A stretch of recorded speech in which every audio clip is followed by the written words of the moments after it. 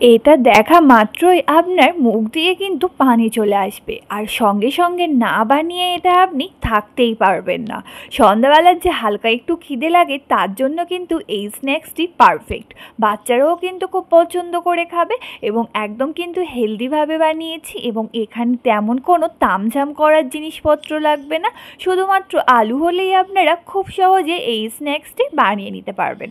তো এখানে আমি প্রথমেই দুটো আলু নিয়ে নিয়েছি। এখন আলু দুটোকে একটু এরকম বড় বড় সাইজের করে কেটে নিয়ে প্রেসার কুকারের মধ্যে কিছুটা পানি দিয়ে এটাকে সিদ্ধ করতে দিয়েছি। তো এখানে বেশি না, দুটো সিটি মারলেই কিন্তু আলুগুলো সিদ্ধ হয়ে যাবে। তো এখন আমার দুটো সিটি মেরে নিয়েছি।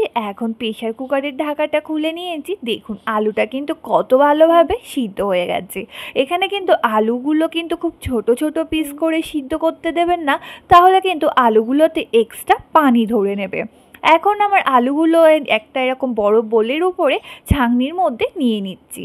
নিয়ে কাঁটা চামচের সাহায্যে আলুগুলোকে এরকম খুব ভালোভাবে ম্যাশ করে নিচ্ছি, যাতে খোসাটা আলাদা হয়ে যায় এবং আলুর পেস্টটা একদম স্মুথ আসে। আপনারা চাইলে হাত দিয়েও এটা ম্যাশ করতে পারেন, তবে হাত দিয়ে ম্যাশ করলে কি আলুটা একদম কিন্তু স্মুথ হয় না, দানা দানা কোথাও কিন্তু থেকেই যায়। এখন আলুটার মধ্যে আমি এখানে অ্যাড করে দেব কর্নফ্লাওয়ার। হ্যাঁ, এখানে কর্নফ্লাওয়ার লাগবে। এখানে আমি টোটাল হাফ কাপ কর্নফ্লাওয়ার নিয়েছি, তবে অল্প অল্প করে এখানে মেশাবো। তো প্রথমে অল্প একটু কর্নফ্লাওয়ার দিয়ে তার মধ্যে কিন্তু একটু লবণ অ্যাড করে দিয়েছি। দিয়ে এখন আবারও এখানে কর্নফ্লাওয়ার দিয়ে ভালোভাবে এটাকে মেখে নিচ্ছি। নিয়ে কিন্তু একটা এখানে এরকম ডো তৈরি করে নিতে হবে। হ্যাঁ, ভালো কথা, আপনাদের বলে রাখি, আপনারা কিন্তু এখানে কর্নফ্লাওয়ারের বদলে ময়দাটাও ব্যবহার করতে পারেন, তবে কর্নফ্লাওয়ারে কিন্তু একটু হলেও টেস্টটা ভালো আসে। এখন এখানে আমি একটা এরকম ভালো ডো তৈরি করে নিয়েছি। অন্যদিকে গ্যাসের উপর একটা কড়াইতে বেশ কিছুটা পরিমাণে পানি ফুটতে রেখেছি। এখন এই ডো থেকে এরকম ছোট লেচি কেটে নিয়ে হাত দিয়ে এরকম লম্বা শেপ দিয়ে নেব প্রথমে। তারপরেই ছুরি দিয়ে এগুলো এরকম ছোট ছোট পিস করে কেটে নেব। এগুলো কিন্তু ছুরি দিয়েই খুব সহজে কেটে নেওয়া যায়। তো এখন সবগুলো আমি এরকম ছোট ছোট পিস করে কেটে নিয়েছি। আপনারা চাইলে কিন্তু এগুলো অন্য শেপেও তৈরি করতে পারেন।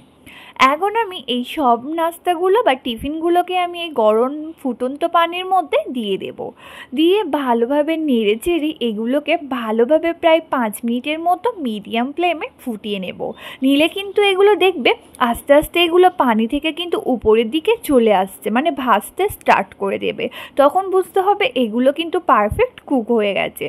এবং ওগুলো পানি থেকে তুলে একদম ঠান্ডা পানির মধ্যে আমি দিয়ে দিয়েছি, যাতে মানে এই নাস্তাগুলো একটু শক্ত হয়ে যায়।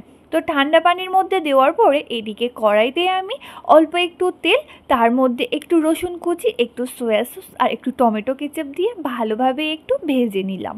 নিয়ে রসুনের যখন কাঁচা গন্ধটা চলে একটা সুন্দর গন্ধ বেরোবে, তখনই আলুর নাস্তাগুলো দিয়ে দিলাম। দিয়ে ভালোভাবে নেড়ে চেড়ে মিশিয়ে নিলাম, আর উপর থেকে একটু তিল ছড়িয়ে দিলাম। ব্যাস রেডি এখন এই আলুর নাস্তাটি বা আলুর এই স্ন্যাক্সটি। আপনারা কিন্তু চটজলদি এটা বানিয়ে নিতে পারেন এবং এটা আপনাদের খেতে কিন্তু অসম্ভব মজাদার হয়।